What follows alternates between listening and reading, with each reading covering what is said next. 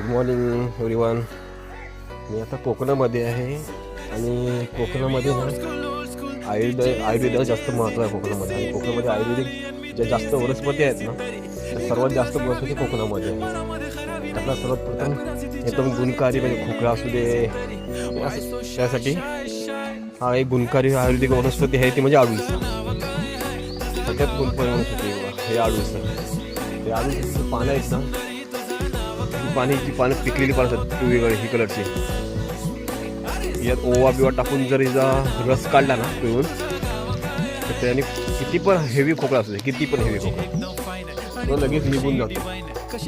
हे पिकलेलं पान आहे याची 10 पानं घ्यायची. कच्ची पानं घ्यायची. ही पानं त्यात ही करायची आणि चुलीमध्ये गरम करायचं. ओवा बिवा टाकून गरम करायचं. आणि जो त्याचा रस पिऊन त्याचा जो रस येतो तो दिवसातनं 1-2 वेळा तरी प्यायला